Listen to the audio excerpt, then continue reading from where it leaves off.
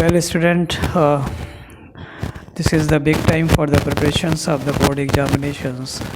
But because of the corona pandemic, you all is staying in their home, and it's a big problem for your board examinations because the date of examination is continuously extending for time to time.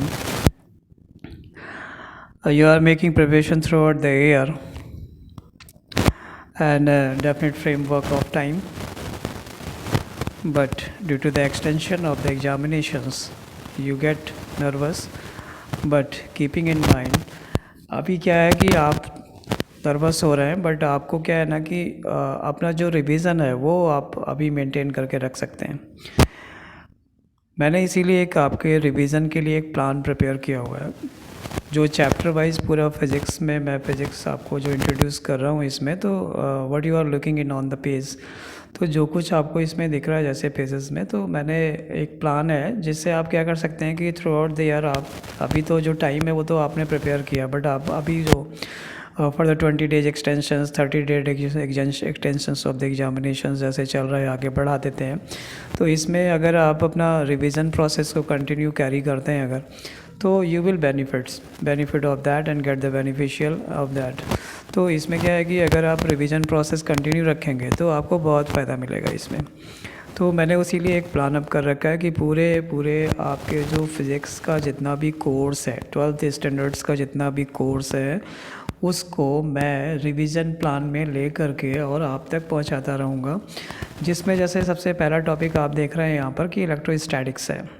तो electrostatics है, then we go to the electrical field and potentials, then we go to the electrical currents and so many. They are the many chapters, so don't worry. This is the basic thing is that the revision, if you maintain your revision, अगर आप revision maintain कर लेते हैं तो फिर आप fresh रहते हैं, बिल्कुल फ्रेश अप रहते हैं, और जब भी एग्ज़ाम होगा you don't have any problem, क्योंकि आपको फ़ोन्स में जैसे आप इसे ओपन करके देखते रहेंगे तो very easy and you will find the benefit.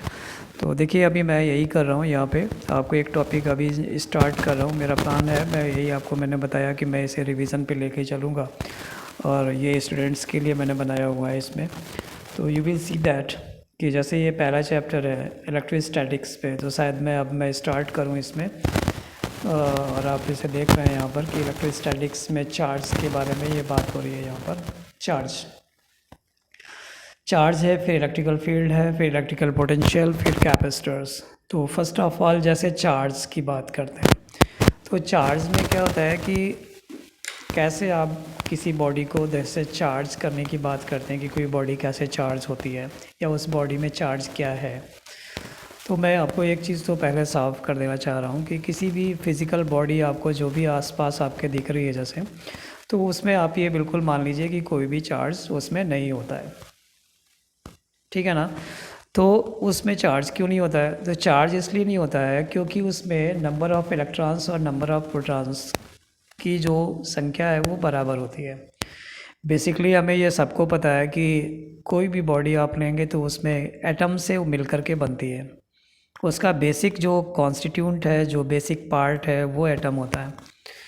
Atom के अंदर क्या चलता है वो आपको पता है कि न्यूक्लियस है, और न्यूक्लियस में प्रोटॉन्स होते हैं, न्यूट्रॉन्स होते हैं, और उसके बाहर जो ऑर्बिट्स है उसमें इलेक्ट्रॉन रिवॉल्व करता है, मतलब चक्कर काटता रहता है.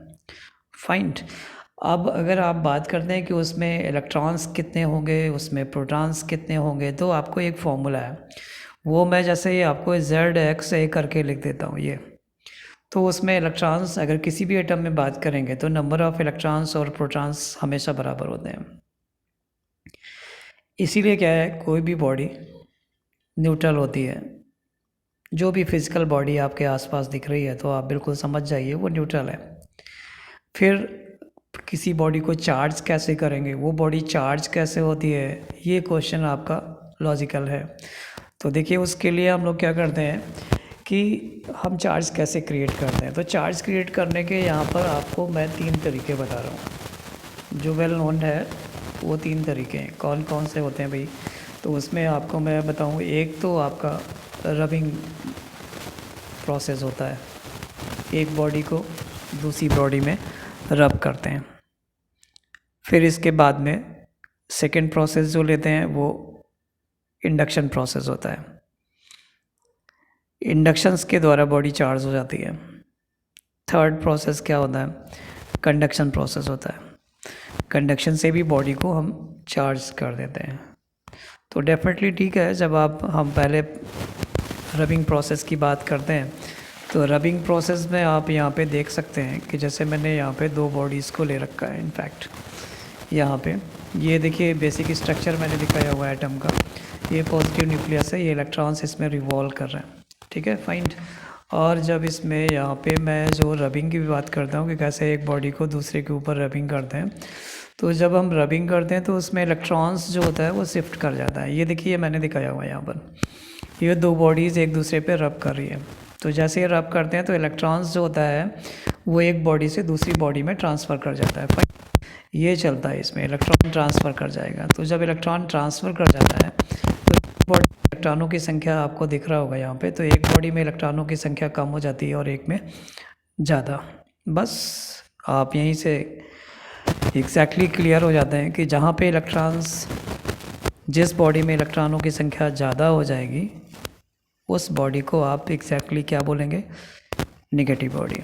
याद रखिएगा आप उसको, जिसमें संख्या ज़्यादा हो गई इलेक्ट्रॉनों की, उस बॉडी को नेगेटिव बॉडी बोलेंगे। और जिसमें इलेक्ट्रॉनों की संख्या कम हो गई उस बॉडी को आप पॉजिटिव बॉडी बोलेंगे। बस क्लियर हो जाता है। तो दो तरह की बॉडीज़ होती हैं, या तो उसमें पॉजिटिव चार्ज बॉडी है या फिर नेगेटिव बॉडी है। तो इतना तो मुझे साफ़ हो गया कि जिसमें इलेक्ट्रॉन्स कम है वो पॉजिटिव बॉडी, और जिसमें इलेक्ट्रॉन्स ज़्यादा है वो आप उस बॉडी को जो कैसे बॉडी कहते हैं, तो उस बॉडी को आप नेगेटिव बॉडी